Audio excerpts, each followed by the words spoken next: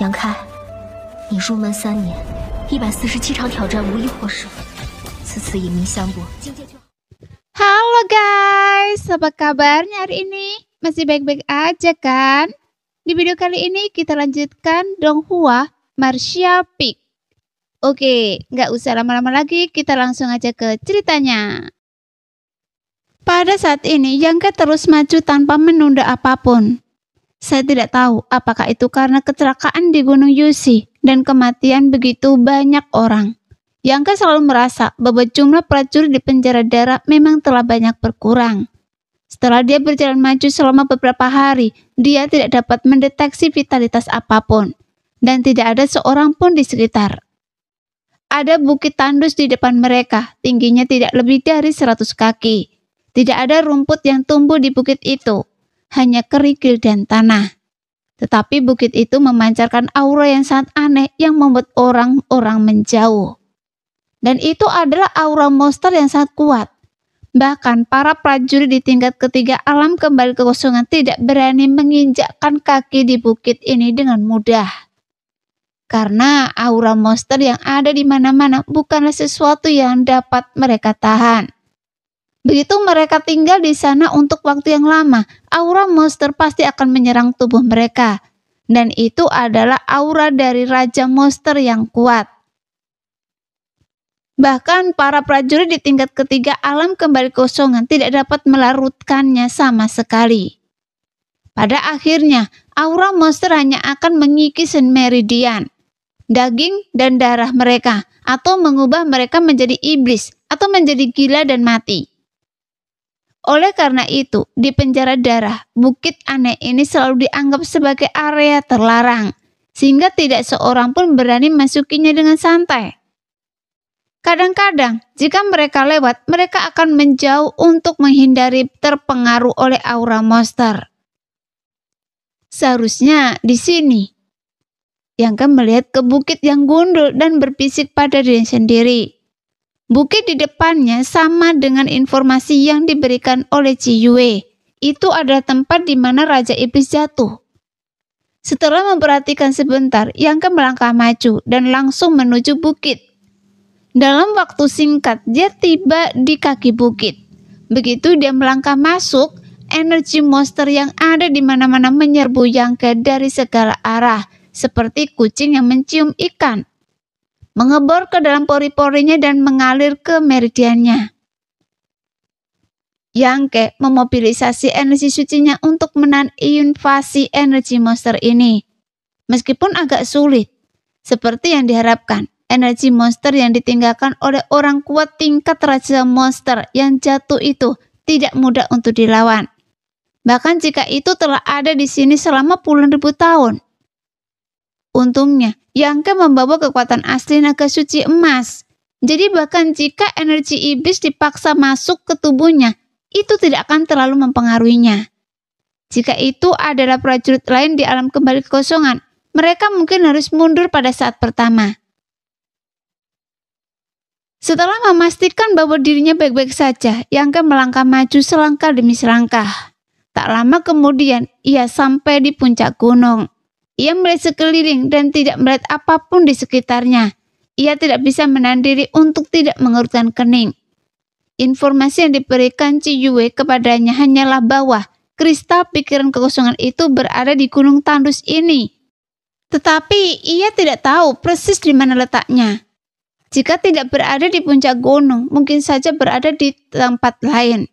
Yang Ke merasakannya dalam diam selama beberapa saat, dan ia punya rencana dalam benaknya. Ia melihat ke suatu arah dan berjalan ke arahnya. Setelah beberapa saat, Yang Ke sampai di belakang bukit, berdiri di depan sebuah gua gelap dan melihat ke dalam. Gua itu gelap dan sulit untuk melihat apapun itu. Ketika ia menyelidikinya, pikirannya juga terpental kembali. Tetapi jika tebakannya benar, Raja Monster yang kuat itu seharusnya jatuh di gua ini. Karena energi monster di dalamnya paling terkonsentrasi. Tapi Yang Ke tidak takut pada apapun. Dia mengeluarkan batu bercahaya dari cincinnya dan memegangnya di tangannya dan berjalan masuk. Semakin jauh dia melangkah, semakin tebal energi monster itu. Bagian terdalam tampaknya menjadi sumber energi monster. Setelah beberapa saat, Yangke akhirnya sampai ke lapisan terdalam gua. Gua ini tampaknya digali secara artifisial. Bagian luarnya sempit dan bagian dalamnya lebar. Lapisan terdalam gua itu sebenarnya adalah gua batu yang meliputi area dengan radius beberapa puluh kaki. Di bagian tertentu gua batu itu tampaknya ada beberapa benda besar tergeletak di seberang, dan energi monster yang menakjubkan itu menyebar dari sana. Yangke mengeluarkan lebih banyak batu bercahaya dan menjentikkannya dengan jari-jarinya, kemudian menembakkannya ke sekeliling. Menanamkannya ke dalam celah-celah dinding batu di sekitarnya. Dalam sekejap mata, seluruh gua batu yang redup itu menjadi terang dan terang. Melihat ke depan lagi, kelopak mata Yangke menyusut, dan matanya menunjukkan keterkejutan, karena dia tiba-tiba menemukan bahwa benda besar yang tergeletak di depannya tidak lain adalah mayat. Dan itu adalah mayat binatang iblis besar. Panjangnya sekitar 20 kaki dan bentuknya agak mirip buaya raksasa purba. Bahkan jika itu hanya mayat, itu memancarkan momentum yang luar biasa. Mayat ini seharusnya adalah tubuh raja monster yang kuat. Tampaknya dia berubah dari binatang iblis. Kalau tidak, dia tidak akan memperlihatkan tubuhnya setelah kematian. Umumnya monster yang lahir dalam bentuk manusia juga akan menjadi manusia setelah kematian. Tetapi mereka dapat mempraktikkan beberapa teknik rahasia untuk merangsang garis keturunan binatang iblis di tubuh mereka dan merangsang potensi binatang iblis dalam garis keturunan mereka untuk bertarung. Mereka yang muncul dalam tubuh iblis setelah kematian harus diubah dari binatang iblis yang kuat. Ini adalah klan monster yang paling ortodoks dan garis keturunannya sangat murni. Dan itu adalah mayat binatang iblis di tingkat ketiga Raja Kekosongan. Bahkan setelah puluhan ribu tahun, tulang-tulangnya masih seperti hidup. Dan setiap tulang terlihat sangat kuat. Dan itu benar-benar bahan terbaik untuk memurnikan senjata. Melihat itu, mata Yangke berapi-api. Ciyue hanya mengatakan bahwa dia akan memberikan kristal pikiran kekosongan kepada Yu Xiong. Tetapi dia tidak mengatakan bahwa dia akan menyerahkan mayat Raja Monster. Jadi dia dapat mengambil mayat itu untuk dirinya sendiri. Sekte Lingso sekarang tengah berkembang dan ada pula pemurni senjata yang sangat ahli di sekitar tersebut. Mereka berasal dari Gunung Xingdi. Meskipun mereka tidak dapat dibandingkan dengan Yangyan, mereka juga yang terbaik di bintang kegelapan. Jika mayat-mayat ini dibawa kembali untuk dimurnikan, Yangke yakin bahwa mereka pasti dapat memurnikan sejumlah besar harta rahasia tingkat atas kekosongan. Itu hanya sedikit pemborosan sumber daya. Secara logika, mayat monster tingkat Raja Kekosongan adalah bahan berharga yang dapat digunakan untuk memurnikan harta rahasia tingkat Raja Kekosongan. Dengan pikiran acak di benaknya, Yangke mengarahkan pandangannya ke dada mayat monster itu. Seketika, matanya menjadi lebih berapi-api. Dia melihat dengan jelas bahwa ada kristal bundar dengan warna merah tua, seukuran kepala bayi. Dan kristal pikiran kekosongan itu juga bisa disebut ramuan batin Raja Monster ini. Meskipun kedua nama itu berbeda, tetapi hal yang dirujuknya sama. Hanya orang kuat dari tingkat ketiga alam Raja Kekosongan yang dapat memadatkan benda ajaib seperti kristal pikiran kekosongan di tubuh mereka. Karena tingkat kedua Raja Kekosongan tidak memiliki kualifikasi seperti itu. Adapun kristal pikiran kekosongan itu berisi persepsi orang kuat teratas tentang do surgawi dan seni bela diri dan pemahaman mereka tentang bidang tersebut. Nilainya tidak ternilai. Alasan terbesar mengapa Ciyue ingin mendapatkannya adalah karena dia ingin menggunakannya untuk menerobos tingkat ketiga Raja Kekosongan dan menjadi kehormatan Raja Monster. Melihat seluruh bidang bintang, berapa banyak orang kuat dari tingkat ketiga Raja Kekosongan yang ada? Paling banyak hanya ada segelintir dari mereka. Dan mereka semua adalah eksistensi yang tidak terlihat dari kepala hingga ekor. Tidak seorang pun tahu di mana mereka berada. Sama sulitnya seperti naik ke surga bagi orang biasa untuk melihat mereka. Namun sekarang ada mayat seorang pria kuat setingkat ini tergeletak di depan Yangke.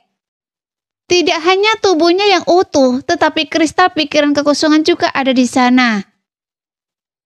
Pada saat ini, nafas Yangke pasti menjadi sedikit cepat dan matanya tertuju pada kristal tersebut. Dia dengan hati-hati melepaskan kesadaran ilahinya dan mengulurkannya ke sana.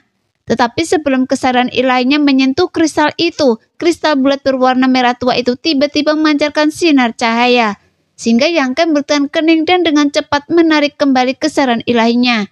Tidak berani memata-matanya dengan santai. Ciyue benar, masih ada jejak jiwa sisa Raja Iblis di kristal kekosongan. Setiap upaya untuk menyentuhnya akan memancing perlawanan. Jika tidak, kristal kekosongan dan kerangka itu pasti sudah diambil sejak lama. Jadi mengapa mereka menunggu sampai hari ini? Satu-satunya cara untuk mendapatkan kristal itu dengan aman adalah dengan menekan jejak jiwa sisa. Mereka yang mungkin datang ke penjara darah semuanya adalah prajurit di tingkat ketiga dari alam kembali kekosongan. Tapi siapa yang memiliki kemampuan untuk menekan sisa jiwa Raja Monster? Dan hanya Yangke yang membawa kekuatan jiwa naga emas. Memikirkan hal ini, Yangke mengembuskan nafas dengan lembut. Yangke menenangkan dirinya dan menatap potongan kristal pikiran kekosongan dengan sungguh-sungguh. Tidak bergerak. Dalam kegelapan, bayangan hitam yang hampir tak terlihat mendekati Yangke dengan hati-hati. Bayangan hitam itu dekat dengan tanah dan tampaknya tidak memiliki entitas dan tidak mengeluarkan nafas apapun.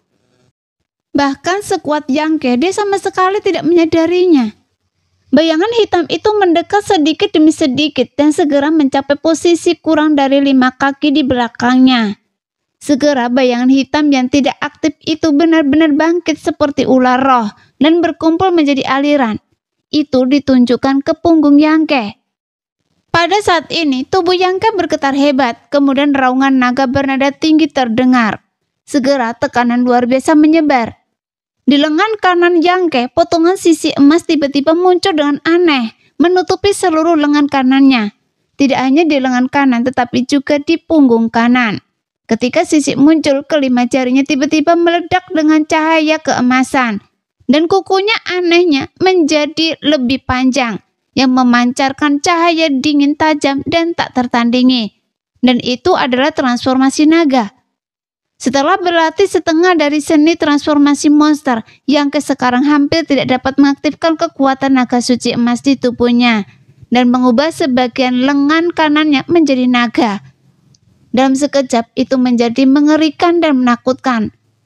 Bayangan hitam yang muncul 5 kaki di belakang Yangke jelas terkejut dan buru-buru bersembunyi kembali di tanah dan mundur dengan tergesa-gesa. Pada saat ini, Yangke bergerak dan lengan kanannya tampak terentang ke depan, perlahan tapi cepat. Menembus penghalang ruang dalam sekejap dan turun ke kristal pikiran virtual. Cahaya pada kristal pikiran virtual menyala liar. Ada nafas gelisah samar yang melonjak di dalamnya, tampaknya akan meledak. Yangke mendengus dingin, meraih kristal pikiran kekosongan di tangannya dan meremasnya dengan kuat. Pada saat yang sama, energi suci di tubuhnya bersama dengan pikiran ilahinya sendiri mengalir ke dalamnya dengan panik. Dalam kegelapan, sepertinya suara cahaya datang dari kristal pikiran kekosongan dan nafas gelisah berangsur-angsur mereda. Sisi emas di lengan kanan Yangke berangsur-angsur memudar dan lengan kanannya yang mengerikan kembali normal. Dia mengendurkan tangannya, menatap kristal kekosongan di tangannya dan menyeringai. Jejak jiwa yang tersisa di kristal kekosongan telah dihapus olehnya. Sekarang siapapun dapat memegang kristal kekosongan ini di tangan mereka tanpa khawatir akan meledak. Prosesnya sederhana dan mudah yang tidak diharapkan Yangke. Instruksi Ciyue sangat serius. Dia pikir itu akan sulit, tetapi dia tidak menyangka akan semudah itu. Yangke menatap kristal itu dari dekat dan ekspresi aneh muncul di wajahnya. Dia samar-samar merasa bahwa kristal ini tampak familiar, seolah-olah dia pernah mendapatkannya sebelumnya. Setelah memikirkannya dengan seksama, Yangke tiba-tiba menyadari bahwa dia ingat ketika dia mendapatkan kristal kekosongan. Ketika dia pertama kali memasuki tanah pasir api yang mengalir, di tanah pasir Liuyan, di kolam yang diisi dengan air ilahi pencuci jiwa, dia mendapatkan benda seperti kristal. Saat itu dia tidak tahu benda apa itu. Ketika dia menggunakan pikiran ilahinya untuk menyelidikinya, kristal itu menghilang secara aneh dan masuki lautan kesadarannya. Pada akhirnya, kristal yang luar biasa itu sepenuhnya diserap oleh teratai Dewa Hangat 6 warna, yang juga menyebabkan evolusi teratai Wensen menjadi bentuk 7 warna yang sempurna. Dan teknik rahasia Yangke untuk menumbuhkan teratai dipahami pada saat itu. Ternyata benda itu adalah kristal pikiran kekosongan, dan Yangke akhirnya mengerti. Tidak heran efeknya begitu kuat sehingga bahkan membuat teratai Dewa Hangat berevolusi. Hanya saja dia tidak memahami misteri domain darinya, dan dia tidak tahu apa yang sedang terjadi. Tampaknya orang kuat yang jatuh di samping air ilahi pencuci jiwa setidaknya adalah Raja Kekosongan tingkat 3. Bertahun-tahun telah berlalu sejak masa lalu dan Yangke tidak memiliki ide untuk menjelajahnya dengan seksama. Setelah mengetahuinya, dia menyingkirkan kristal pikiran kekosongan itu. Meskipun benda ini sangat berharga, Yangke ingin mendapatkan lebih banyak teknik transformasi monster. Jadi benda itu masih harus diserahkan kepada Ciyue. Terlebih lagi, Ciyue adalah ibu angkat Sangking Luo. Jika dia menjadi lebih kuat, Sangking Luo akan mendapatkan lebih banyak perlindungan. Dan Yangke memahami hal ini dengan jelas. Dia tidak pernah ingin mengambil kristal kekosongan untuk dirinya sendiri.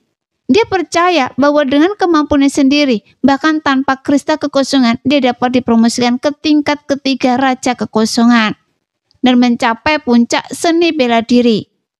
Sambil berbalik, Yangke juga mengumpulkan kerangka Raja Monster. Tentu saja, Yangke tidak akan melewatkan cincin Raja Monster. Meskipun dia tidak tahu apa yang ada di dalamnya, kekayaan Raja Kekosongan tingkat ketiga pasti tidak akan terlalu sedikit. Dan ini adalah keuntungan terbesar dari perjalanannya. Setelah memeriksa dengan cermat dan memastikan tidak ada yang terlewat, Yangke pergi. Gua itu tidak terlalu dalam, dan Yangke segera melihat cahaya lagi. Anda akhirnya keluar. Begitu dia melangkah keluar dari gua, seringnya yang familiar muncul dari dalam tanah. Lalu sosok berwarna merah darah tiba-tiba bangkit dari lumpur dan jatuh di depannya, dan melancarkan serangan dahsyat seperti badai dalam sekejap.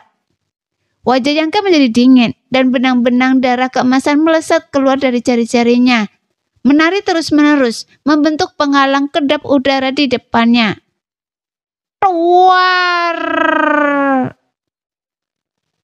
Terdengar ledakan energi yang dahsyat dan semua serangan yang dilancarkan oleh sosok merah darah itu diblok oleh benang-benang darah emas dan semuanya kembali ke sia-sia.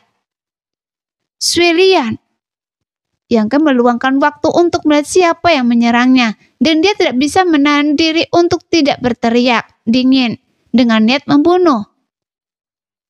Itu kakek Suelian.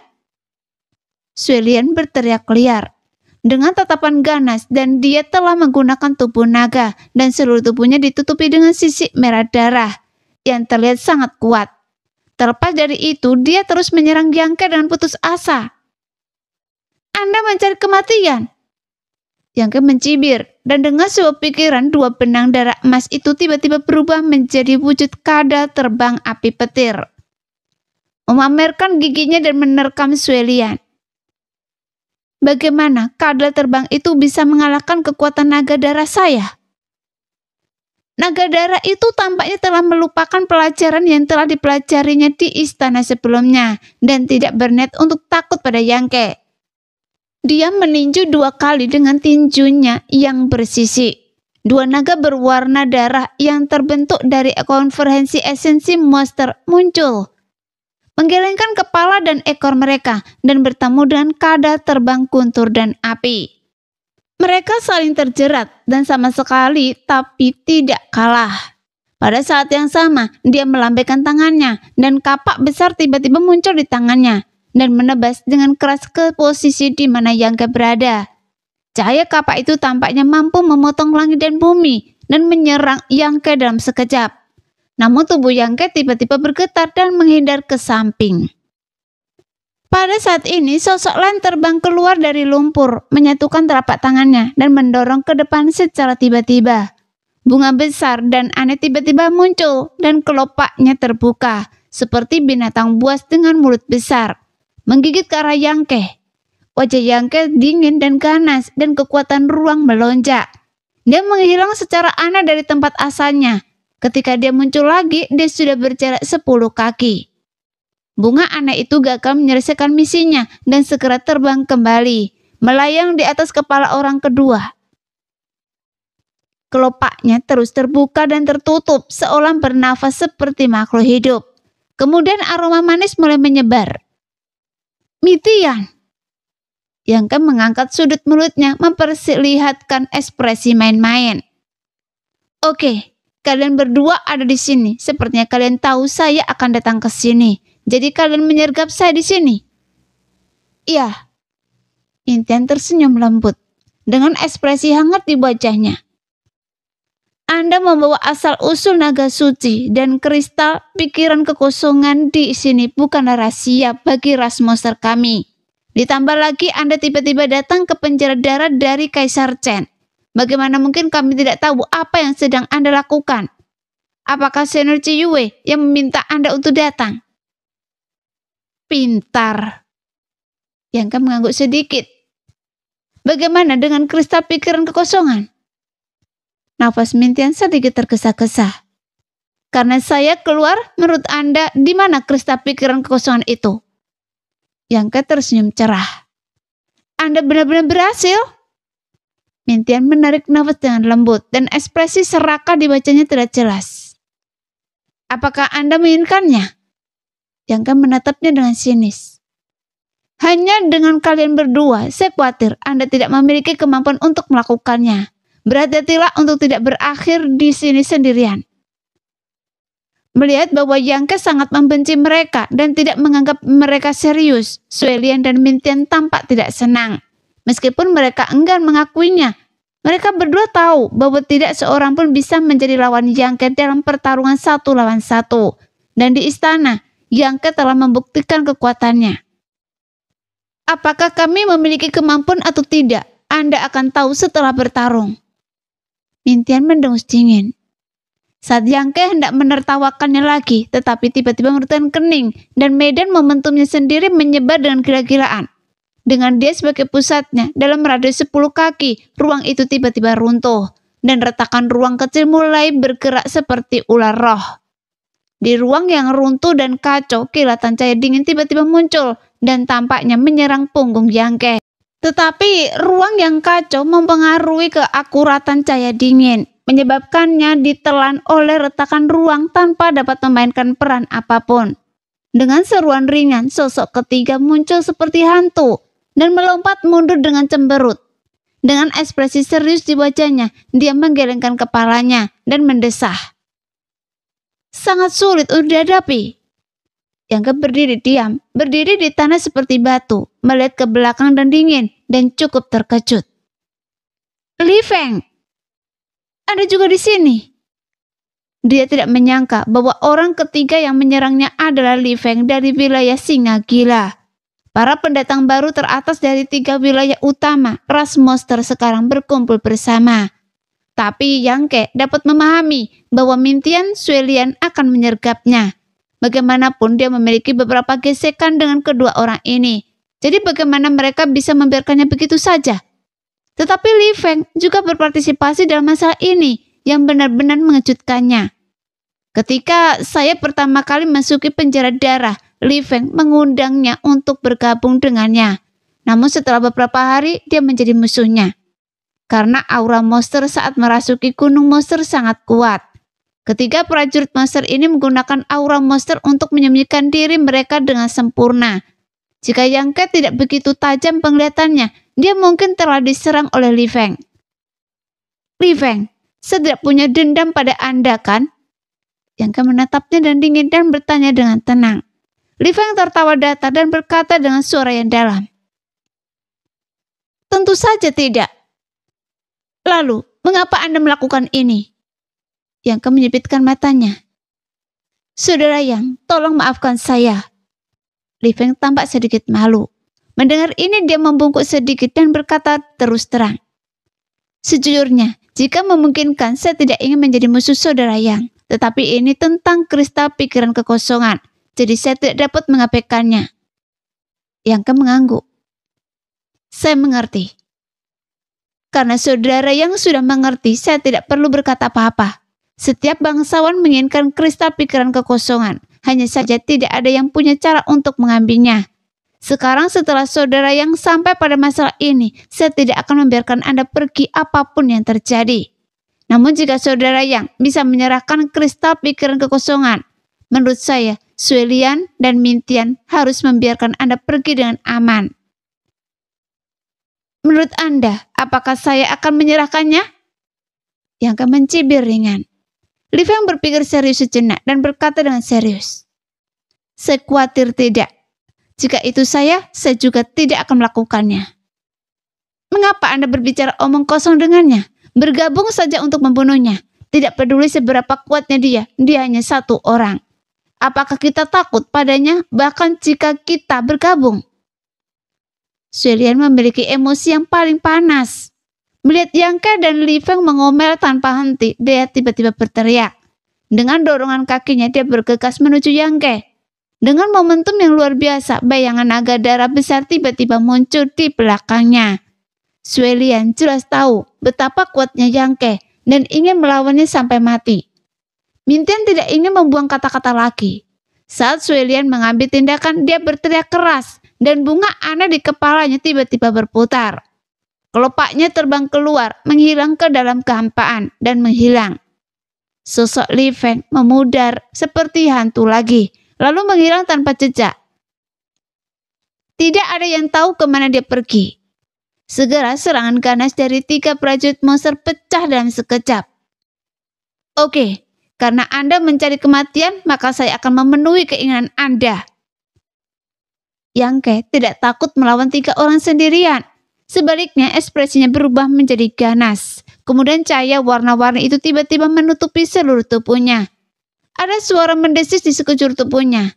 Energi pedang 5 elemen yang kecil dan hampir tak terlihat muncul dari setiap pori-pori tubuhnya.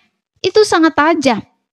Itu tidak hanya memberinya perlindungan yang cukup besar, tetapi juga memiliki kekuatan membunuh yang sangat kuat. Energi pedang 5 elemen abadi itu awalnya adalah serangan dan pertahanan dalam satu. Dengan otot-otot yang menonjol tinggi dan penuh dengan kekuatan ledakan, Yang Ke berayun ke depan 3 kali untuk menghadapi serangan gila Sui Lian. Energi dahsyat meledak saat keduanya bertabrakan di tengah terciprat ke dalam kehampaan. Suara keras terdengar. Namun Yang Ke tidak bergerak sama sekali. Tubuh kuat Sui Lian bergetar 3 kali dan lengannya tiba-tiba terkulai lemah sejenak. Dalam tabrakan langsung dia jelas bukan tandingan Yang Ke. Tanpa memberi Sui Lian kesempatan untuk bereaksi, Yang Ke menggosokkan kedua tangannya dan dalam cahaya keemasan, lebih dari selusin benang darah emas tiba-tiba muncul. Dalam belitan dan putaran itu, tombak emas terbentuk. Setelah sedikit gemetar, tombak itu menusuk ke arah Sui Lian dengan kecepatan yang sangat cepat. Wajah Sui Lian berubah drastis dan matanya menunjukkan kengerian. Setelah pertarungan singkat, dia menyadari bahwa Yang Ke lebih kuat daripada saat dia bertarung dengannya di istana sebelumnya. Saat itu dia setidaknya bisa bertarung dengannya, tetapi sekarang dia benar-benar tertekan dan tidak bisa berpikir untuk melawan sama sekali. Serangan lawan menghancurkan kepercayaan dirinya. Hanya ada 2 kemungkinan penjelasan untuk situasi ini. Salah satunya adalah Yang Ke tidak menggunakan kekuatan penuhnya saat itu. Dan yang lainnya adalah Yang Ke telah berkembang pesat di penjara darah. Sehingga jantung dan kantong empedu Sui Lian hancur. Merasakan pembunuhan mengerikan yang tersembunyi di tombak emas, dia tidak berani mengabaikannya. Dia buru-buru mengorbankan harta rahasia pelindung di depannya, dan pada saat yang sama, dia menyilangkan lengannya dan menyilangkannya di dadanya. Menggertakkan giginya dan meraung, siap untuk melawan serangan seperti itu. Keluar! Suara logam yang bertabrakan dengan logam meledak dan menyebar ke seluruh gunung monster. Harta rahasia pelindung yang Sulian gunakan dengan tergesa-gesa sama sekali tidak efektif dan langsung ditusuk oleh tombak emas yang menusuknya dengan kekuatan yang tak tertahankan. Sisik berwarna darah di lengan Sulian tertusuk dan sebuah lubang besar segera muncul. Lukanya begitu dalam sehingga tulangnya terlihat, sehingga darahnya langsung memenuhi udara. Tubuhnya juga terlempar keluar oleh kekuatan besar dan tertembak ke dalam gua. Pada saat ini, semburan suara datang dari kedalaman gua dan itu berlangsung lama. Tidak seorang pun tahu di mana Sulian terbentur dan seberapa parah lukanya. Tapi Yangke tidak berhenti, tiba-tiba berbalik dan melambaikan tangannya ke suatu tempat di kehampaan di belakangnya. Kemudian sebuah celah ruang terbentuk bulan sabit yang besar segera terbentuk dan menelan tempat itu dengan ganas. Segera teriakan aneh Li Feng terdengar dan sosok itu jatuh karena malu dan buru-buru mundur. Menatap celah ruang berbentuk bulan sabit dengan ekspresi yang sangat serius. Jelas dia tidak berani menganggapnya enteng dan hanya bisa menghindarinya. Dia dipaksa keluar oleh Yangke bahkan sebelum dia bisa melancarkan serangan. Kelopak bunga tiba-tiba muncul di sekitar Yangke, berputar seperti bilah tajam, menutupi Yangke dari segala arah. Saat kelopak bunga berputar, aroma manis menyebar, tampaknya mempengaruhi pikiran orang-orang. Tepat ketika Yangke memaksa angin kencang kembali dan gerakannya terhenti, Mintian memahami waktu serangannya dengan sangat baik. Dalam sekejap, kelopak bunga yang tak terhitung jumlahnya membungkus posisi di mana Yangke berada. Tiba-tiba membentuk bunga aneh, muncul kembali di mata semua orang. Tetapi Yangke telah menghilang. Dia tampaknya telah ditelan oleh bunga itu. Mintian melututkan kening dan melihat sekeliling dengan gugup. Dia dapat melihat bahwa serangannya tidak berpengaruh dan Yangke melarikan diri pada saat kritis. Kalian bertiga tampaknya tidak cukup kuat untuk membunuh saya.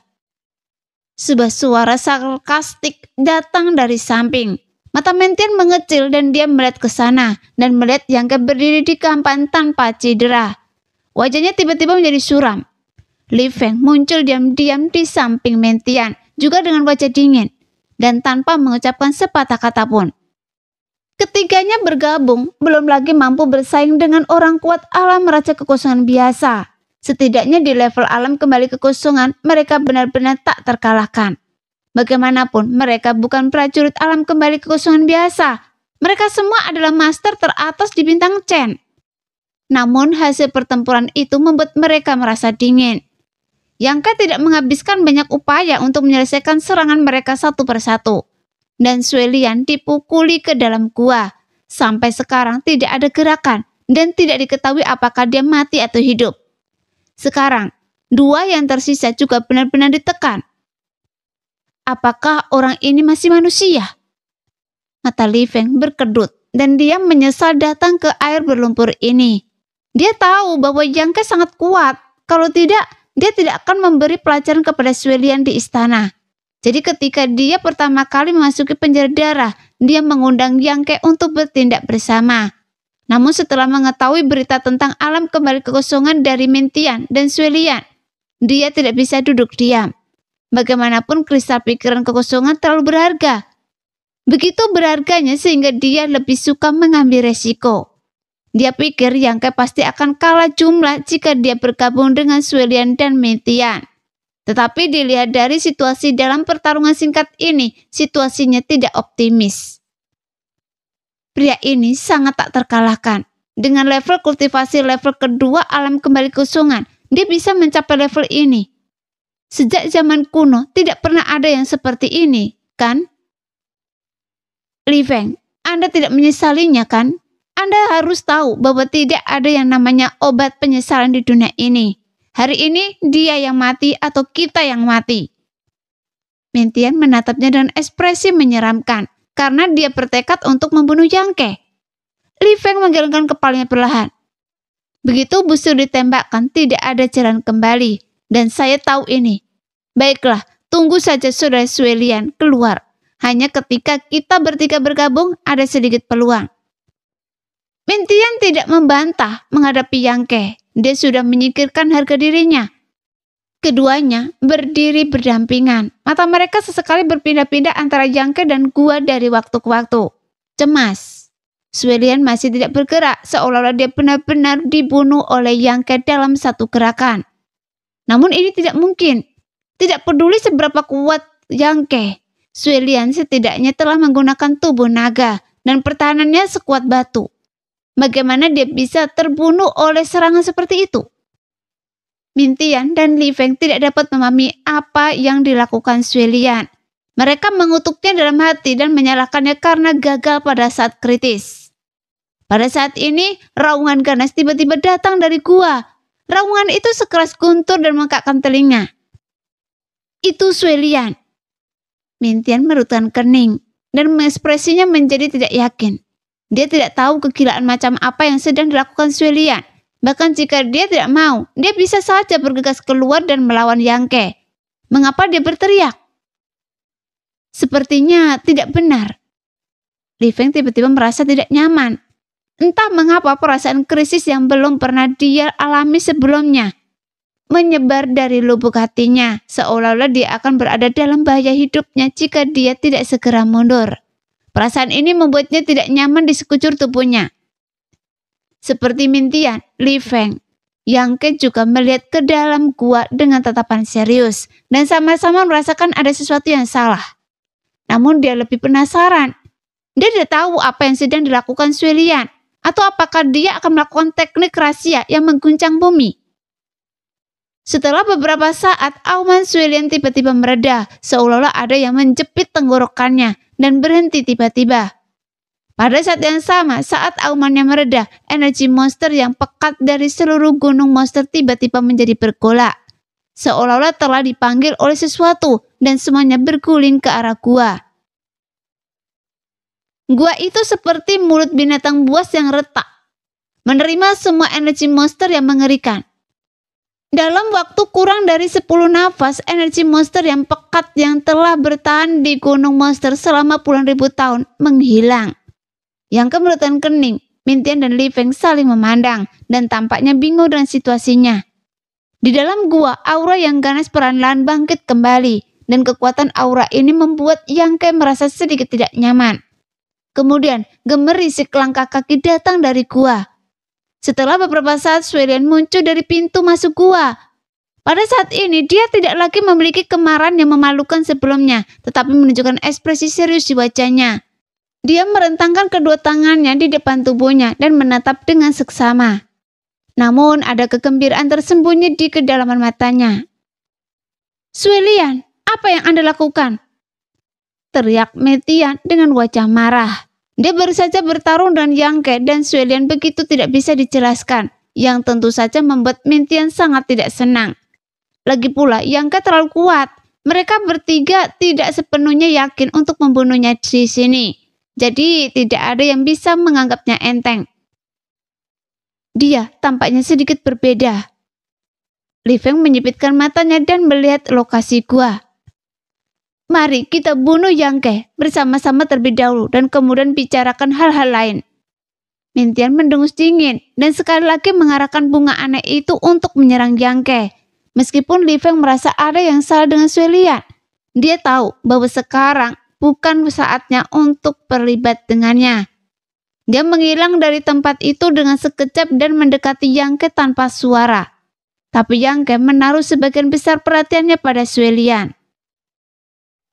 Demikianlah cerita hari ini. Kita lanjut lain hari lagi ya guys ya. Bye-bye.